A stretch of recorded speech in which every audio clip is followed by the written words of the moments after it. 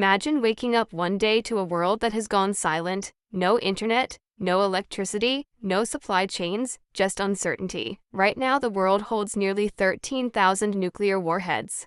If even a fraction of them were used, the consequences wouldn't just be devastating, they would be civilization-ending. While most of us don't like to think about a nuclear apocalypse, one question keeps coming back: where on Earth would humans have the best chance to survive?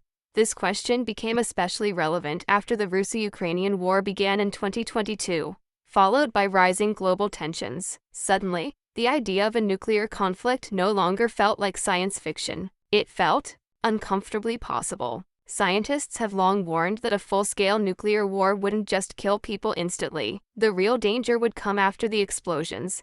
Massive firestorms would send smoke into the atmosphere, blocking sunlight for months, or even years. Crops would fail, temperatures would drop, technology would collapse. Even the most advanced nations would struggle to communicate, coordinate, or feed their people. According to a Rutgers University study, the aftermath would be horrifying. More than 5 billion people, about 63% of the world's population, would die of famine. In countries like the United States, the UK, Russia, France, and China, food production could drop by up to 97%.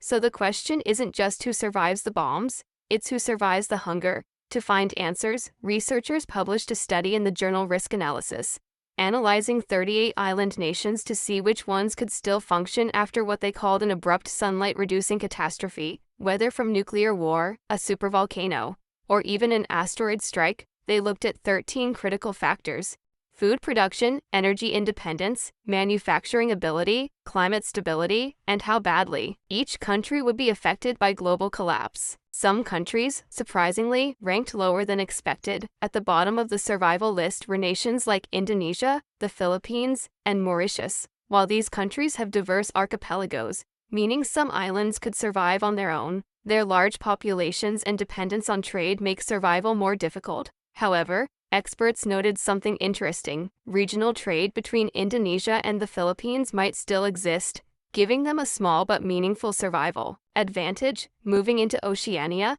the picture starts to change. Countries like the Solomon Islands and Vanuatu are considered strong survival candidates. Their tropical climates, fertile land, and traditional farming practices mean they can produce food even without modern technology. Life would be difficult, but possible. Then there's Iceland. It's the only country from the Northern Hemisphere included in the study, and it ranks surprisingly high. Its extreme remoteness, low population, and access to geothermal energy give it a unique advantage. If parts of North America or Europe remain functional, Iceland could even reconnect with them. But it doesn't entirely depend on that. Coming in second place is New Zealand. Far away from major nuclear targets, politically stable, and officially nuclear-free, New Zealand has long been considered one of the safest places on Earth. Its strong agricultural base and isolation make it one of the most resilient countries in a post-nuclear world. And finally, number 1, Australia. For years, people joked that Australia could survive anything: deadly animals, wildfires, extreme heat. Turns out, that myth has some truth. Australia's vast land, low population density, strong food production, and geographic isolation place it at the top of the survival list. Even in a global collapse, Australia would have the highest chance of continuing as a functioning society. But here's the most important takeaway: there is no truly safe place in a nuclear war. Even the best-ranked countries would face suffering, loss, and unimaginable hardship. These studies aren't meant to encourage escape plans. They are warnings, because the real goal isn't to find the best place to survive World War III.